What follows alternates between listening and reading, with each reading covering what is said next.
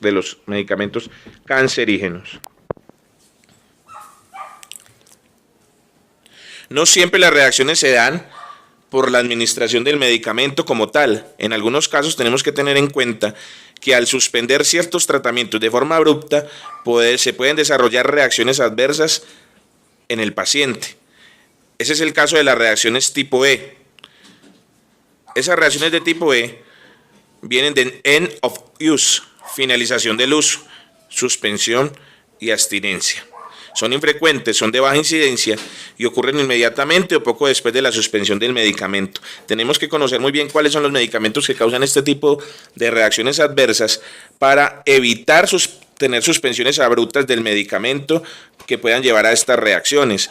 También es importante realizar la conciliación de medicamento cuando el paciente ingrese a nuestros servicios hospitalarios. Y también estos pacientes pues, se pueden ver afectados por condiciones que alteren el sistema de suministro de medicamentos y la adherencia al tratamiento. Un ejemplo de ello es el síndrome de privación glucocorticoidea, manifestado por anorexia, náuseas, vómitos, pérdida de peso, astenia, cefalea, en fin. Y el síndrome de abstinencia por suspensión de opioides, el cual puede llevar a agitación, ansiedad, dolores musculares, insomnio, rinorrea, náuseas, vómitos. Entonces, lo importante aquí es evitar que haya una suspensión brusca del tratamiento, pero para ello tenemos que tener conocimiento de cuáles son los medicamentos susceptibles a causar estas reacciones. Veamos ahora algunas cifras. Estas son tomadas de la Dirección Seccional de Salud de Antioquia, donde se muestra que las reacciones adversas y su clasificación por órganos o sistemas. Vemos aquí que las reacciones, los órganos más comprometidos usualmente en reacciones adversas son la piel y el apéndices de la piel con un 42.99% de las reacciones, seguido por las reacciones gastrointestinales, las reacciones que tienen que ver con las plaquetas, la hemorragia y la coagulación, las reacciones del sistema nervioso central. En general, está muy repartido las reacciones en el resto de órganos. Básicamente hay una diferencia grande en lo que tiene que ver piel y apéndices.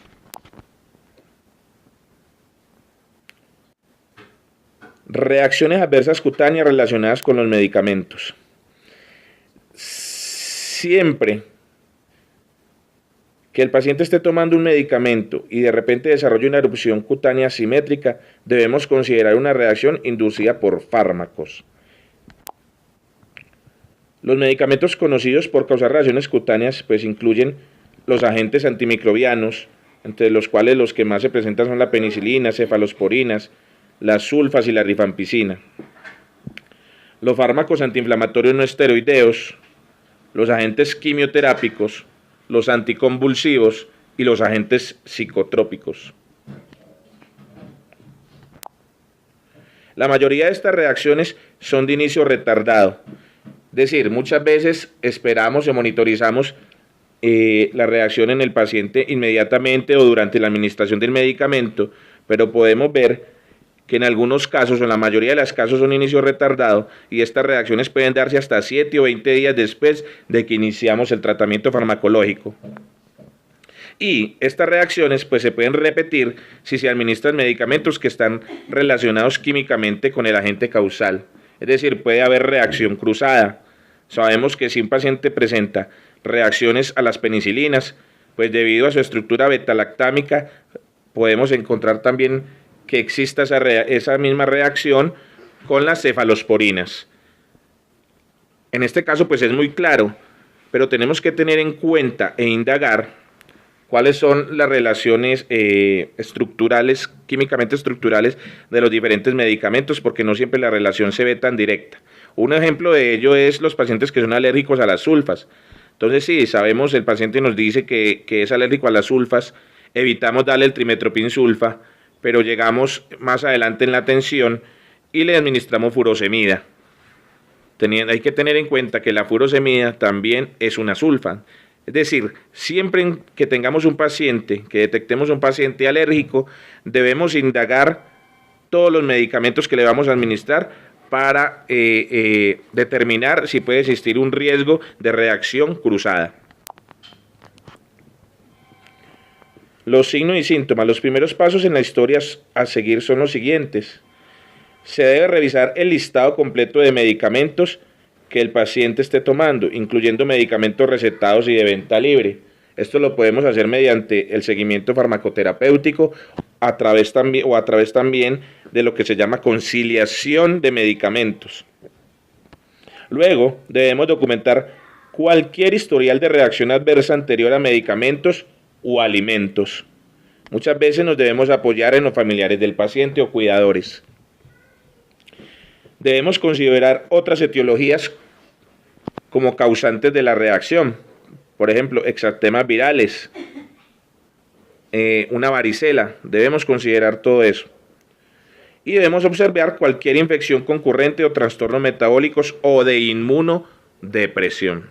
Sabemos que los pacientes inmunodeprimidos pueden tener mayor riesgo de presentar este tipo de reacciones adversas.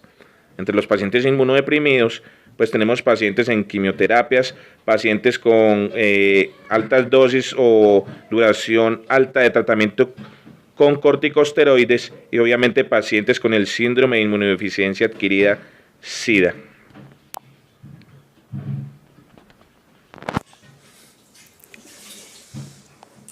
Además, debemos anotar y detallar lo siguiente. ¿Cuál es el intervalo entre la introducción del medicamento? Es decir, el inicio del medicamento y el inicio de la erupción. Que existe una relación de temporalidad que me demuestre que hay causalidad o relación entre el medicamento y la reacción adversa presentada. Debemos también mirar cuál es la vía, la dosis, la duración y frecuencia de administración del fármaco. ¿Y para qué? Vemos, por ejemplo, que el uso de fármacos administrados parenteralmente pues son más propensos a causar anafilaxis, lo decíamos anteriormente.